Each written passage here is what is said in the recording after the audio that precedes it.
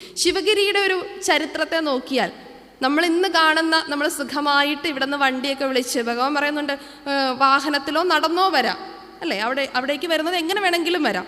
വരുമ്പോൾ എന്ത് വേണം? നല്ല പ്രാർത്ഥനകളും ആത്മോപദേശ ശതകാദികളൊക്കെ ചൊല്ലിക്കൊണ്ട് അവിടേക്ക് വരണം. നമ്മളങ്ങനെയാണ് പോകുന്നതെന്നൊക്കെ ഉള്ളത് നമ്മൾ ചിന്തിക്കണം അല്ലേ. അവിടെ ചെന്ന് കഴിഞ്ഞാൽ നമ്മൾ ഇന്ന് കാണുന്ന ആ മഹാസമാധി മന്ദിരവും അതുപോലെ വൈദിക മഠവും അതുപോലെ കാണുന്ന ശാരദാംബയൊക്കെ ആ കാലഘട്ടത്തിൽ ആ സ്വാമി തൃപ്പാദങ്ങൾ ശിവഗിരിയിലേക്ക് വരുന്ന, ശിവഗിരി എന്ന പേര് പോലും ഇല്ല, ശിവഗിരിയിലേക്ക് വരുന്ന കാലഘട്ടത്തിൽ ഇതൊന്നും ഉണ്ടായിരുന്നില്ല. അവിടുത്തെ അനുഗ്രഹം കൊണ്ട്, അവിടുത്തെ സ്വേച്ഛയാൽ, അവിടുന്ന് ജനാധിപത്യ രീതിയിൽ ഉണ്ടാക്കിയെടുത്തതാണ് നമ്മൾ ഇന്ന് കാണുന്ന എല്ലാം, ഈ കാണുന്ന സകലതും. അവിടേക്ക് വരുമ്പോൾ എന്താ ഉള്ളത്? ഒരു തുരങ്കത്തോട് ചേർന്ന് നമ്മൾ താഴെ ധാരാളം ബോട്ടുകളൊക്കെ കടന്നു പോകുന്ന അല്ലെ, വള്ളങ്ങൾ കടന്നു പോകുന്ന ഒരു കനാലുണ്ട്, വർക്കല തുരപ്പ് എന്നറിയപ്പെടും. അതിനോട് ചേർന്ന് ഈ തോടിന് മുകളിലായിട്ട് ഒരു കുന്ന്, അവിടെ ജനനിബിഡമല്ല. നടരാജഗുരുവിനെ പോലുള്ളവരൊക്കെ രേഖപ്പെടുത്തി വെച്ചിട്ടുണ്ട്, ഒട്ടും ജനവാസം ഇല്ലാത്തൊരു സ്ഥലം. കാരണം നമുക്കറിയാം, അതിനപ്പുറത്ത് വർക്കല എന്ന് പറയുന്നത് പണ്ടേ തന്നെ ഒരു പുണ്യസ്ഥാനമാണ് അല്ലേ. വർക്കല എന്ന് പറയുന്നത് നമ്മൾ ഇപ്പോഴും ഇവിടെ നിന്നൊക്കെ ചിതാഭസ്മം ഒഴുക്കാനായിട്ട് കൂടുതൽ പേരും പോകുന്ന ഒരു സ്ഥലം കൂടിയാണ് വർക്കല ജനാർദ്ദന ക്ഷേത്രവും പാപനാശവും കടൽ തീരമൊക്കെ. നമുക്കിവിടെ ആലുവയുണ്ട്, അതിലേക്ക് പോകുന്നവർ കുറവല്ല. പക്ഷേ കൂടുതൽ പേര് എങ്ങോട്ടാണ് പോകുന്നത്? ഇപ്പോഴും വർക്കലയ്ക്കാണ് പോകുന്നത്. അതിന് രണ്ട് കാര്യമുണ്ട്. ഒന്ന്, പാപനാശത്ത് കൊണ്ടേത് ഒഴുക്കുകയും ചെയ്യാം, നേരെ ശിവഗിരിയിൽ കയറുകയും ചെയ്യാം അല്ലേ, ശിവഗിരി ദർശനം സാധ്യമാകുകയും ചെയ്യും. അങ്ങനെ രണ്ടുദ്ദേശം ഇതിന് പിന്നിലുണ്ട്. അതുപോലെ തന്നെ അന്നത്തെ കാലഘട്ടത്തിൽ വർക്കല എന്ന് പറയുന്നത് പണ്ടേ പ്രസിദ്ധമാകാനായിട്ട് പല പുരാണ കഥകളും നമ്മൾ കേൾക്കുന്നുണ്ട്.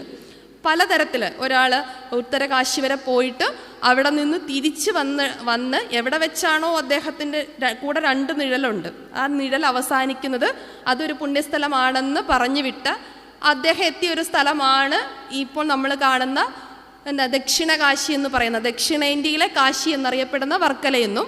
അവിടെ ആ പാപം നശിച്ച സ്ഥലമാണ്, പാപനാശം എന്നൊക്കെയുള്ള പുരാണ കഥകൾ നിലനിൽക്കുന്നുണ്ട്. എന്ത് കഥകളായാലും പാപനാശം ദക്ഷിണ കാശി എന്നറിയപ്പെടുന്ന വർക്കലയൊക്കെ പണ്ടേ എന്താണ്? പുണ്യസ്ഥാനാണ്. ഈ പുണ്യസ്ഥാനത്ത് കണ്ണു മഹർഷി തപസ് ചെയ്ത കണ്വാശ്രമമുള്ള ഒരു സ്ഥലം. അപ്പം താപസന്മാരുടെയും പുരാതനമായ പുരാണ ഇതിഹാസങ്ങളിലൂടെയൊക്കെ പ്രസിദ്ധമാണ് വർക്കല.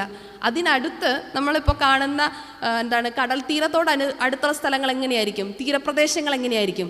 ജനങ്ങൾ കൂടുതൽ താമസിക്കുന്ന സ്ഥലം. കാരണം പാറയും കുന്നും ഒന്നും ഇല്ലല്ലോ അല്ലേ, നിരപ്പായ സ്ഥലം, പിന്നെ വാഹന സൗകര്യം, ജലഗതാഗത മാർഗങ്ങളുള്ള സ്ഥലം.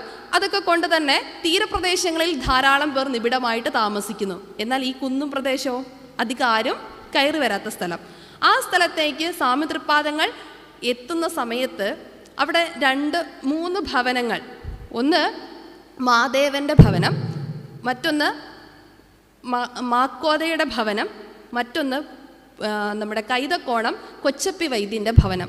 3 ഭവനങ്ങളിലും സ്വാമി തൃപ്പാദങ്ങളെ വളരെയധികം ഭക്തിയോടുകൂടി അവർ സ്വീകരിച്ചു. അവിടെ സ്വീകരിച്ച് ഈ കൊച്ചപ്പി വൈദ്യനാണ് സ്വാമി തൃപ്പാദങ്ങൾക്ക് അവിടെ ഒരു പുര കെട്ടിക്കൊടുക്കാനായിട്ട് നിയോഗിക്കപ്പെട്ടത്. അപ്പോൾ അദ്ദേഹത്തെ വിളിച്ച് പുര കെട്ടുന്ന കാര്യം പറയാനായിട്ട് സ്വാമി തൃപ്പാദങ്ങൾ നോക്കുമ്പോൾ കാണുന്ന കാഴ്ച, അദ്ദേഹത്തിൻ്റെ പുര അവിടെ കെട്ടിക്കൊണ്ടിരിക്കുക. സ്വാമി തൃപ്പാദങ്ങൾ ഒന്നും ഒഴിഞ്ഞില്ല. പിറ്റേ ദിവസം എന്തിനാണ് സ്വാമി തൃപ്പാദങ്ങൾ അന്വേഷിച്ചതെന്നറിയാൻ കൊച്ചപ്പി വൈദ്യൻ ഇങ്ങോട്ട് വരുന്ന സമയത്ത് അദ്ദേഹം കാണുന്നു 2 തെങ്ങ് മറിഞ്ഞു കിടക്കുന്നു. അദ്ദേഹത്തിൻ്റെ വീട്ടിൽ പുരയിടത്തിൽ മറിഞ്ഞു കിടക്കുന്നു. അതേ സമയം തന്നെ അവിടെ 2 ഈർച്ചവാള് അത് മുറിക്കാനുള്ള 2 പേരെത്തുകയും സ്വാമി തൃപ്പാദങ്ങൾ അവിടെ എത്തുകയും ചെയ്തു എന്നാണ് പറയപ്പെടുന്നത്. അങ്ങനെ അത് മുറിച്ച് അപ്പോൾ തന്നെ സ്വാമി തൃപ്പാദങ്ങൾക്ക് ഒരു പുര കെട്ടിക്കൊടുക്കുകയാണ്, ഒരു പർണശാല കെട്ടിക്കൊടുക്കുകയാണ്. അങ്ങനെ സ്വാമി തൃപ്പാദങ്ങൾ അവിടെ ആസ്ഥാനമാക്കുന്നതിനെക്കുറിച്ച് SNDP യോഗത്തിൻ്റെ മുഖപത്രമായ വിവേകോദയത്തിൽ 1904 കാലഘട്ടത്തിൽ 1903 സ്വാമി തൃപ്പാദങ്ങൾ നമ്മുടെ ഈ മഹത്തായ ശ്രീനാരായണ ധർമ്മ പരിപാലന യോഗം ആ അരുവിപ്പുറത്തെ പ്ലാവിൻ ചുവട്ടിൽ വെച്ച് സംസ്ഥാപിതമാക്കിയതിന് ശേഷം 1 വർഷം കഴിയുമ്പോഴാണ് സ്വാമി തൃപ്പാദങ്ങൾ ശിവഗിരിക്കുന്നിനെ അവിടുത്തെ ആത്മീയ കേന്ദ്രമാക്കി, അവിടുത്തെ ദർശനത്തിൻ്റെ കേന്ദ്രമാക്കി മാറ്റുന്നതെന്ന് വിവേകോദയത്തിലൂടെ നമുക്ക് കാണാം. പക്ഷെ ആ സമയത്തൊന്നും ശിവഗിരി എന്നൊരു പേര് ആ കുന്നിനില്ല. കൈതക്കോണം കുന്ന് എന്നാണ് അത് കൂടുതലായിട്ട് അറിയപ്പെട്ടുകൊണ്ടിരുന്നത്. അങ്ങനെ ഒരു കൈതക്കോണം കുന്നിൽ അവിടുത്തെ ആസ്ഥാനമാക്കി തുടങ്ങിയപ്പോൾ തന്നെ 1904 ആയപ്പോൾ തന്നെ അവിടുന്ന് ഒരു നിശാ പാഠശാല, തുടർന്ന് സംസ്കൃത പാഠശാല, നെയ്ത്തുശാല, അഷ്ടാംഗ ഹൃദയ പാഠശാല, ഇങ്ങനെ നിരവധിയായ സ്ഥാപനങ്ങളിലേക്ക് അവിടുത്തെ പ്രവർത്തനങ്ങൾ വ്യാപിപ്പിക്കുകയാണ്. അങ്ങനെയൊക്കെ വളരെയധികം അല്ലേ അവിടുത്തെ ആ ഇച്ഛ പ്രവർത്തിച്ചത് കൊണ്ടാണ് നമ്മൾ ഇന്ന് കാണുന്ന ഇത്രയും വലിയ നമ്മുടെയൊക്കെ ഭക്തിയുടെ ഉത്തുംഗ ശൃംഗമായിട്ട് ആ ശിവഗിരിക്കുന്നവിടെ വിളങ്ങിക്കൊണ്ടിരിക്കുന്നത്. ആ ശിവഗിരിക്കുന്നിലേക്കാണ് നമ്മൾ തീർത്ഥാടനത്തിനായിട്ട് എല്ലാ വർഷവും ഇങ്ങനെ പോകാൻ മനസ്സുകൊണ്ടും ശരീരം കൊണ്ടും നമ്മുടെ ബുദ്ധി കൊണ്ടും ഒക്കെ നമ്മൾ ഒരുങ്ങിക്കൊണ്ടിരിക്കുന്നത്. അപ്പോൾ ആദ്യം തന്നെ ഒന്നാമത്തെ കാരണം അത് ഭഗവാൻ തന്നെ അനുഗ്രഹിച്ച് കൽപ്പിച്ച് അനുവാദം നൽകിയ ഒരു തീർത്ഥാടനമാണ് ശിവഗിരി തീർത്ഥാടനം എന്നുള്ളത്. രണ്ടാമത്തെ കാര്യം എന്താണ്? നമ്മൾ പറഞ്ഞു മറ്റേറ്റവും വലിയൊരു പ്രത്യേകത അല്ലെങ്കിൽ സവിശേഷത എന്ന് പറയുന്നത് ശിവഗിരി തീർത്ഥാടനത്തിന് ഭഗവാൻ കൽപ്പിച്ചനുഗ്രഹിച്ച 8 ലക്ഷ്യങ്ങളുണ്ട്. അതിൽ തന്നെ ആദ്യത്തെ ലക്ഷ്യം എന്ന് പറയുന്നത് വിദ്യാഭ്യാസമാണ് അല്ലേ. ആ വിദ്യാഭ്യാസം തന്നെ ആദ്യം എടുത്തു പറഞ്ഞത് കൊണ്ട് തന്നെ അറിയുവാനുള്ള തീർത്ഥാടന യാത്രയായതുകൊണ്ട് തന്നെയാണ് അറിവിൻ്റെ തീർത്ഥാടനമെന്ന് ശിവഗിരി തീർത്ഥാടനത്തെ നമ്മൾ വിശേഷിപ്പിക്കുന്നത്. കാരണം വെറുതെ നമ്മൾ പൈസയൊക്കെ മുടക്കി ഒരു വണ്ടിയൊക്കെ വിളിച്ച് വളരെ കാര്യമായിട്ട് അങ്ങോട്ട് പോവുകയല്ല, എന്തൊക്കെയോ അറിയണം. നമ്മൾ ഓരോ വർഷവും കേട്ടും പുതുതായിട്ട് കണ്ടും പരിചയിച്ചും നമ്മൾ പഠിക്കാൻ ധാരാളമുണ്ട്. നമ്മളിപ്പോഴും ശിവഗിരിയിലെ മഹാസമാധി മന്ദിരത്തിലിരിക്കുമ്പോഴേ നമ്മൾ സ്വസ്ഥമായിട്ട് പോയിരിക്കുന്ന നമ്മുടെ എല്ലാ പ്രശ്നങ്ങളും, അതുകൊണ്ടാണ് പറയുന്നത്, എന്തൊക്കെ ഭാണ്ഡക്കെട്ടുകളായിട്ടാണ് നമ്മൾ ശിവഗിരി തീർത്ഥാടനത്തിന് എത്തുന്നതെങ്കിലും താഴെ നിന്ന് മുകളിലോട്ട് കയറി ആ ശിവഗിരി കുന്നിലേക്ക് എത്തുന്ന സമയത്ത്, മഹാസമാധി മന്ദിരത്തിലേക്ക് എത്തുന്ന സമയത്ത് നമ്മുടെയൊക്കെ മനസ്സിൽ നമ്മുടെ ഭാണ്ഡക്കെട്ടുകൾ വല്ലതും ഉണ്ടോ? ആരുടെയും മനസ്സിലുണ്ടോ? ഇല്ല. ആ ഭഗവാനെ ഒന്ന് കാണണം അല്ലേ. അവിടെ ചെല്ലുമ്പോൾ ലിസ്റ്റെല്ലാം മായ്ച്ചു കളഞ്ഞിട്ടുണ്ട്. ആര്? അത് നമുക്കറിയില്ല അല്ലേ. അവിടെ ലിസ്റ്റുകളൊന്നുമില്ല. മറിച്ച് കുറച്ച് നേരം സമാധാനത്തോടുകൂടി ഇരിക്കണം എന്ന് മാത്രമേ നമുക്ക് ചിന്തയുണ്ടാവുള്ളൂ. കുറച്ച് നേരം ഒന്നും വേണ്ട, ഒന്നും പറയണ്ട. കാരണം നമ്മളൊന്ന് ചെവി കൊടുക്കണം, നമ്മളൊന്ന് മനസ്സ് കൊടുക്കണം, നമ്മുടെ ചിന്തയെ ഒന്ന് അങ്ങോട്ട് കൊടുക്കണം.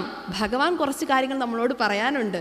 മൗനത്തിൻ്റെ മൊഴി വന്ന് മൗന നിലയായിട്ട് മുഴങ്ങുന്നത് കേൾക്കാനായിട്ട് നമ്മൾ മനസ്സ് കൊണ്ടൊന്ന് സജ്ജമാകണം. അത്രയേ വേണ്ടുള്ളൂ. എന്ത് ചെയ്യണം?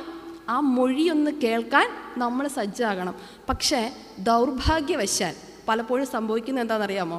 അങ്ങനെ ആ മൊഴി വന്ന് കേൾക്കാനിരിക്കുന്നവർക്ക് മുമ്പിൽ അവിടെ ഇങ്ങനെ ചുറ്റിനും ഒത്തിരി പേര് നമ്മൾ പോയിരിക്കുകയല്ലേ മഹാസമാധി മന്ദിരത്തിന് ചുറ്റിനും. അപ്പോൾ കേൾക്കാം, ഇന്ന് ആ ട്രെയിനിന് എന്തൊരു തിരക്കായിരുന്നല്ലേ. അപ്പോൾ അടുത്തയാൾ, ഈ ചരടേ ഇപ്പം കേട്ടണോ വീട്ടിൽ ചെന്നിട്ട് കേട്ടണോ? എനിക്ക് അവർക്ക് പുറത്തിറങ്ങി നിന്നിട്ട് പറയാൻ മേലേ അല്ലേ.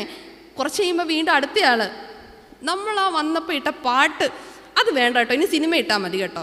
എവിടെ നിന്നിട്ടാണ് പറയുന്നത്? അങ്ങ് മഹാസമാധി മന്ദിരത്തിൽ ഭഗവാന്റെ ആ അനുഭൂതിയെ അനുഭവിയാതെ അറിവില്ല എന്ന് നമ്മളെ പഠിപ്പിച്ച ഭഗവാനെ അനുഭവിക്കാനായിട്ട് കാത്തു ചെല്ലുന്ന മഹാസമാധി മന്ദിരത്തിൻ്റെ ആ നെറുകയിലിരിക്കുമ്പോഴാണ് കേൾക്കുന്നത്.